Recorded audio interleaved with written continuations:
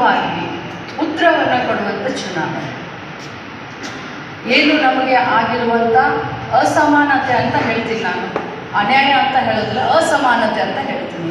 ಬೆಳಗಾವಿ ಮತ್ತು ಹುಬ್ಬಳ್ಳಿ ಧಾರವಾಡ ಮಧ್ಯದಲ್ಲಿ ಆಗಿರುವಂಥ ಅಸಮಾನತೆಗೆ ಕಾರಣೀಕರ್ತರಾದಂಥವ್ರಿಗೆ ಇವತ್ತು ಉತ್ತರವನ್ನು ಕೊಡುವಂಥ ಸಮಯ ಬಂದಿದೆ.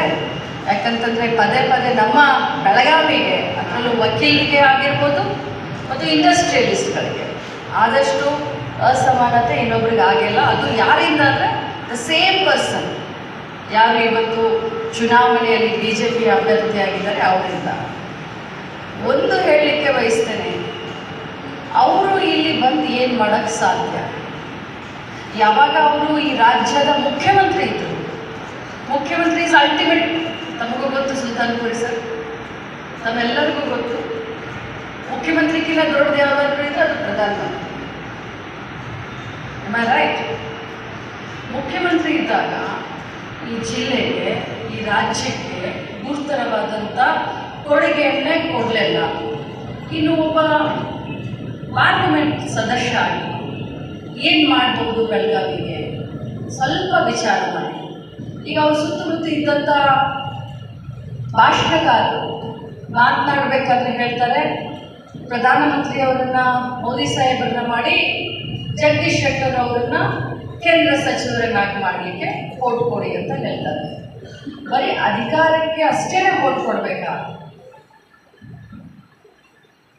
9 ತಿಂಗಳ ಹಿಂದಿದ್ದಾಗ ಅವರು ಕಾಂಗ್ರೆಸ್ನವರು 6 ಬಾರಿ ಶಾಸಕರಾಗಿದ್ದರು BJPಯಲ್ಲಿ, ಒಮ್ಮೆ ವಿರೋಧ ಪಕ್ಷದ ನಾಯಕರಾಗಿದ್ದರು, ಒಮ್ಮೆ ಸ್ಪೀಕರ್ ಆಗಿದ್ದರು, ಒಮ್ಮೆ BJP ಪಕ್ಷದ ರಾಜ್ಯಾಧ್ಯಕ್ಷ ಆಗಿದ್ದರು, 2 ಬಾರಿ ಮಂತ್ರಿ, ಕ್ಯಾಬಿನೆಟ್ ಮಂತ್ರಿ ಆಗಿದ್ದರು, ಮುಖ್ಯಮಂತ್ರಿನೂ ಆಗಿದ್ದರು.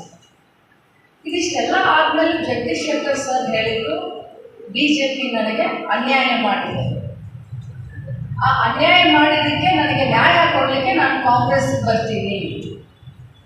ಬಂದರು, ಸೋತರು, ಪಾಪ ಅಂತ ಅವ್ರಿಗೆ ಅನ್ಯಾಯ ಆಗಿದೆ ಅಂತ ನಾವು MLC ಮಾಡಿದ್ವಿ. ಈಗ ಅವಾಗ ಎಲ್ಲ ಅಂದ್ರು ಅವರು, ಈಗ ಬಿಟ್ಟು ಮತ್ತೆ BJPಗೆ ಹೋಗಿದ್ದಾರೆ. ಅಲ್ಲಿ ಹೋಗಿ ಹೇಳ್ತಾ ಇದ್ದಾರೆ, ನಾನು ಮೋದಿ ಅವ್ರನ್ನ ಪ್ರಧಾನಮಂತ್ರಿ. ಈ ದ್ವಂದ್ವ ನಿಲುವು ಇದೆಯಲ್ಲ, ಇದು ಏನು ತೋರಿಸುತ್ತೆ? ಏನು ತೋರಿಸುತ್ತೆ ಅಂದರೆ ಶತಾಯ ಗತಾಯ ಅಧಿಕಾರ ಬೇಕೇ ಬೇಕು. ಮುಖ್ಯಮಂತ್ರಿ ಆದಮೇಲೆ ನಾನು ಭಾಳ ಸಣ್ಣೋಡು, ಕಮೆಂಟ್ ಮಾಡಬಾರ್ದು, ಬಟ್ ನೀವೆಲ್ಲ ತಿಳುವಳಿಕೆ ಇದ್ದಂಥವ್ರು, ನೀವೆಲ್ಲ ಮಾತಾಡ್ತೀರಾ, ನೀವು ಪರ್ಸೆಪ್ಷನ್ನ ಚೇಂಜ್ ಮಾಡುವಂಥ ಒಂದು ತಾಕತ್ತಿದೆ ತಮ್ಮ ಹತ್ರ. ಜನರ ಭಾವನೆಗಳನ್ನ, ಥಿಂಕಿಂಗನ್ನ ಚೇಂಜ್ ಮಾಡುವಷ್ಟು ತಮಗೆ ಅರಿವು ಇದೆ. ಅದಕ್ಕೋಸ್ಕರ ಹೇಳಬೇಕಾಗತ್ತೆ, ಇಲ್ಲಾಂದರೆ ಹೇಳೋವಂಥ ಅವಶ್ಯಕತೆ ಇರಲಿಲ್ಲ. ಮುಖ್ಯಮಂತ್ರಿ ಆದಂಥವ್ರು ಮುಖ್ಯಮಂತ್ರಿ ಸ್ಥಾನದ ಗೌರವವನ್ನು ಇಟ್ಕೊಳ್ಬೇಕಾಗುತ್ತೆ. ಆದರೆ ಮುಖ್ಯಮಂತ್ರಿಯಾಗಿ ಇಳಿದ ಮೇಲೆ ಒಬ್ಬ ಕ್ಯಾಬಿನೆಟ್ ಸಚಿವರಾದವರು, ಇನ್ನೆಲ್ಲರೂ ಒಬ್ಬ ಕ್ಯಾಬಿನೆಟ್ ಸಚಿವರಾದರು, ಇದನ್ನು ನೀವು ಅರ್ಥ ಮಾಡ್ಕೊಳ್ಬೇಕಾಗುತ್ತೆ. ಇವತ್ತು ಈ ರಾಜ್ಯದಲ್ಲಿ ಭಾಳಷ್ಟು ಜನ ನಾನು ಕೇಂದ್ರದಲ್ಲಿ ಮಂತ್ರಿ ಆಗ್ತೀನಿ, ನಮಗೆ ವೋಟ್ ಕೊಡಿ ಅಂತ ಕೇಳ್ತಾ ಇದ್ದಾರೆ. ಅಲ್ಲಿ ನೋಡಿದ್ರೆ ಬೊಮ್ಮಾಯಿ ಸಾಹೇಬರು ಹೇಳ್ತಾ ಇದ್ದಾರೆ ಹಾವೇರಿನಿಂದ, ನಾನು ಕೇಂದ್ರದಲ್ಲಿ ಸಚಿವ ಆಗ್ತೀನಿ, ನನಗೆ ವೋಟ್ ಕೊಡಿ ಅಂತ. ಪಕ್ಕದ ನೋಡಿದ್ರೆ ಪ್ರಹ್ಲಾದ್ ಜೋಶಿ ಅವರು ಹೇಳ್ತಾ ಇದ್ದಾರೆ, ನಾನು ಕೇಂದ್ರ ಸಚಿವ ಇನ್ನೊಮ್ಮೆ ಆಗ್ತೀನಿ, ನನಗೆ ವೋಟ್ ಕೊಡಿ ಅಂತಂದರೆ. ಬಿಜಾಪುರ್ಗೆ ಹೋದರೆ ಜಿಡಿ ಸಾಹೇಬರು ಹೇಳ್ತವ್ರೆ, ಕೇಂದ್ರ ಸಚಿವ ಆಗ್ತೀನಿ, ನನಗೆ ವೋಟ್ ಕೊಡಿ ಅಂತ. ಶೋಭಾ ಕರಂದ್ಲಾಜೆ ಅಂತೂ ಟ್ರೈನ್ ಈಗಾಗಲೇ ಹತ್ತು ಬಿಟ್ಟಿದ್ದಾರೆ.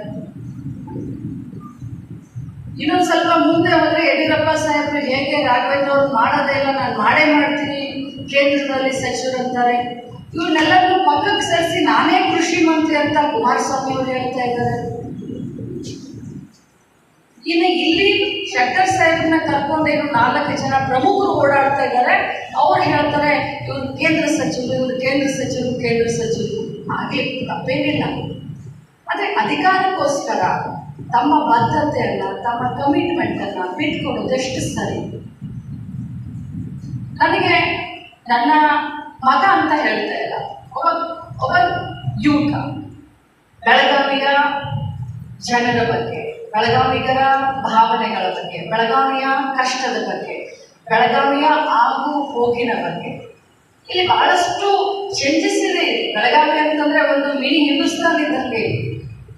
ಇಲ್ಲಿ ಎಲ್ಲ ಭಾಷಿಕರು, ಎಲ್ಲ ಜಾತಿಯವರು ಬಹಳಷ್ಟು ಅನ್ಯೋನ್ಯವಾಗಿದ್ದಂಥವ್ರು ಇಲ್ಲಿ ಬೇರೆ ನೀವು ಏನೇ ಮಾಡಿ ಎಕ್ಸ್ಪೆರಿಮೆಂಟ್ ಮಾಡ್ತೀವಿ, ಒಂದೇ ದಿನದಲ್ಲಿ ನಾನು ಏನೋ ಕಲರ್ ಚೇಂಜ್ ಮಾಡ್ತೀನಿ ಅಂತ ಅದು ಸಾಧ್ಯ ಇಲ್ಲದ ಮಾತು. ನಾವು ಪ್ರಾಕ್ಟಿಕಲ್ ಆಗಿ ಥಿಂಕ್ ಮಾಡಬೇಕಾಗುತ್ತೆ.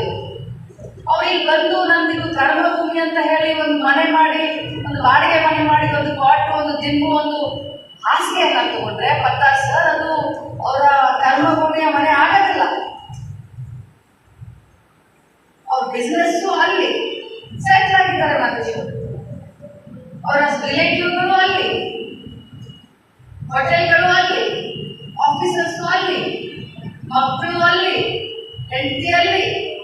ನನ್ನ ಕರ್ಮಭೂಮಿ ಅಂತ ಬೆಳಗಾವಿಗೆ ಬಂದ್ರೆ ನೀವು ಬೆಳಗಾವಿ ಸಿಟಿಯ ಪ್ರದಕ್ಷಿಣೆ ಹಾಕ್ಲಿಕ್ಕೆ ಅದನ್ನ ಅರ್ಥ ಮಾಡ್ಕೊಳ್ಳೋಕೆ ನಿಮಗೆ 1 ವರ್ಷ ಬೇಕಾಗುತ್ತೆ.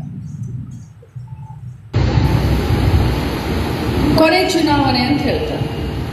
ಹಸಿವಿರೋದಿಲ್ಲ ಅವಾಗ ಕೆಲಸ ಮಾಡಬೇಕು, ಕಷ್ಟಪಡಬೇಕು, ಹೆಸರು ಗಳಿಸ್ಕೊಳ್ಬೇಕು, ನಿಮ್ಮಂಥವ್ರ ವಿಶ್ವಾಸ ಗಳಿಸ್ಕೊಳ್ಬೇಕು. ಅವಾಗ ಹಸಿವಿರೋದಿಲ್ಲ. ಇವನಿಗೆ ಹಸಿವು ಇದೆ. 2 ಸಾರಿ ಅವ್ವ ಬಿದ್ದಾಗ ಪಟ್ಟಂತ ಕಷ್ಟ ಅದು ಗೊತ್ತಿದೆ, ಅದಕ್ಕೆ ಸೋಲೋಕ್ ಭಯ ಅವನಿಗೆ. ಕೆಲಸ ಮಾಡ್ತಾನೆ. ಫಿರೋಜ್ ಸೇಠ್ ಸರ್ ಹೇಳಿದಾಗೆ 40 ವರ್ಷ ಬೇಕಾಗಿಲ್ಲ, 4 ತಿಂಗಳಲ್ಲಿನೇ ಅವ್ನು ಮುಂದಿನ ಸಲ ಗೆಲ್ತಾನ ಸೋಲ್ತಾನ ಅಂತ ನೀವೇ ಡಿಸೈಡ್ ಮಾಡಿಬಿಡ್ತೀರ. ಕೆಲಸ ಮಾಡೋರಿಗೆ ವಯಸ್ಸು ಮುಖ್ಯ ಅಲ್ಲ. ಇನ್ನೊಂದು ಹೇಳ್ತಾರೆ ಅವರು ಇತ್ತೀಚಿನ ದಿನದಲ್ಲಿ, ತಾವೆಲ್ಲ ಎಡವೋಕೇಟ್ ಇದ್ರಿ, ತಾವು ಮಾತಾಡಿದ್ರೆ ಅದಕ್ಕೆ ಒಂದು ವೇಟೇಜ್ ಇರುತ್ತೆ ಅಂತ ಹೇಳ್ತೀವಿ. ಮಾಜಿ CM ಅವ್ರ ಎದುರುಗಡೆ ಒಬ್ಬ ಯುವಕ ಅಂತ ಹೇಳ್ತಾ ಇದ್ದಾರೆ. ಎಸ್ ಅಫ್ಕೋರ್ಸ್, ಬಟ್ ಅವ್ನು ಬೆಳಗಾವ್ದವನಿದ್ದಾನೆ. ಹಾಗಾದ್ರೆ ಜಗದೀಶ್ ಶೆಟ್ಟರ್ ಸಾಹೇಬ್ರು ಮೊದಲನೇ ಬಾರಿ 6 ಸಾರಿ ಅವರು MLA ತಾನೆ, ಮೊದಲನೇ ಬಾರಿ ಅವರು MLA ಆದಾಗ ಅವ್ರಿಗೆ ವಯಸ್ಸು ಎಷ್ಟಿತ್ತು? ಅವ್ರು ಪ್ರಥಮ ಬಾರಿ MLA ಆದಾಗ ಅವ್ರ ವಯಸ್ಸು ಎಷ್ಟಿತ್ತು?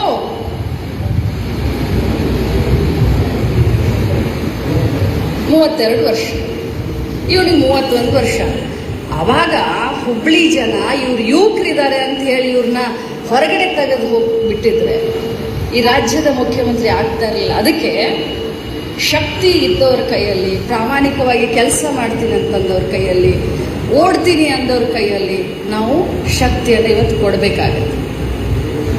ನನ್ನನ್ನು ನೋಡಿದ್ದೀರಾ, ನಾನೀಗ ಸರ್ಕಾರದಲ್ಲಿ ಒಬ್ಬ ಮಂತ್ರಿ ಇದ್ದೀನಿ. ಇದು ಇಲ್ಲಿವರೆಗೆ ಮಾಡಿದ್ದು 2024ರ ಚುನಾವಣೆಯ ಭಾಷಣ ಏನಿದೆಯೋ ಕರೆಕ್ಟಾಗಿ ನಿಮಗೆ ಹೇಳೋಕ್ಕೊಂದು ಪ್ರಯತ್ನ ಮಾಡಿ. ಇನ್ನು ಮಾಡೋದು ನಿಮ್ಮ ಸಮಸ್ಯೆಗಳ ಬಗ್ಗೆ. ಮೊನ್ನೆ ನಮ್ಮ ಜಿಲ್ಲಾ ಉಸ್ತುವಾರಿ ಸಚಿವರಾದಂಥ ಸತೀಶಣ್ಣ ಜಾರಕಿಹೊಳಿ ಅವರು ಬಂದಿದ್ರು. ಹಲವಾರು ಸಮಸ್ಯೆಗಳನ್ನು ತಾವು ಅವರ ಎದುರುಗಡೆ ಹೇಳಿದ್ದೀನಿ.